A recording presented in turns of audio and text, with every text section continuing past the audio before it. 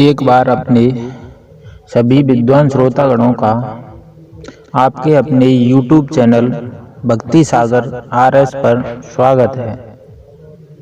आज की वीडियो में हम आपके लिए भाई दूज की कथा सुनाने जा रहे हैं।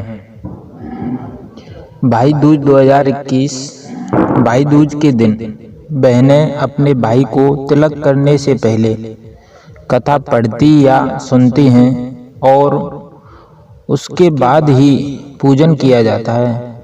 और मेरा सभी श्रोतागणों से निवेदन है कि कथा को बीच में से नहीं छोड़ें, पूरा सुनें, क्योंकि कथा को बीच में से छोड़ने पर एक अभिशाप होता है। इसलिए आप कथा सुन रहे हो तो पूरा जरूर सुने, और हमारी कथा अच्छी लगे तो रेड कलर के सब्सक्राइब बटन को जरूर प्रेस करें। तो इसी के साथ कथा को प्रारंभ करते हैं।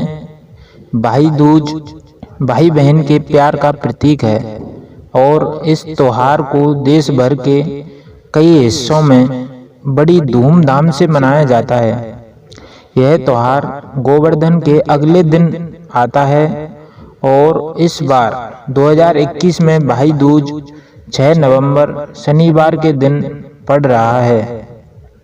मान्यता है कि भाई दूज के दिन बहनें अपने भाई को तिलक कर उसकी लंबी उम्र की प्रार्थना करती हैं। भाई दूज को यम द्वितीया भी कहा जाता है और इस दिन से जुड़ी कई पौराणिक कथाएं प्रचलित हैं। यह भी कहा जाता है कि भाई दूज के दिन बहनों को कथा सुनने के बाद ही अपने भाई का तिलक करना चाहिए।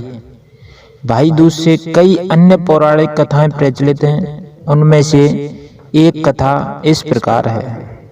तो आइए हम कथा को सुनते हैं। सभी से निवेदन है कि कथा को बीच में ना छोड़ें, क्योंकि कथा को पूरा सुनना चाहिए। सूर्य की पत्नी संज्ञा की 2 संतानें थीं। पुत्र का नाम यमराज और पुत्री का नाम यमुना था। संज्ञा सूर्य का तेज सहन न कर पाने के कारण अपनी छाया मूर्ति का निर्माण कर उन्हें ही अपने पुत्र पुत्री को सौंपकर वहां से चली गई। छाया को यम और यमुना से अत्यधिक लगाव नहीं था, लेकिन यमुना अपने भाई यमराज से बड़ा स्नेह करती थी। यमुना अपने भाई यमराज के यहाँ प्रातः जाती और उनके सुख दुख की ही बातें पूछा करती, और यमुना यमराज को अपने घर पर आने के लिए आमंत्रित करती, किंतु व्यस्तता और अत्यधिक दायित्व के कारण वे अपने घर न जा पाते। एक बार कार्तिक शुक्ल द्वितीया को यमराज अपनी बहन यमुना के घर अचानक जा पहुंचे।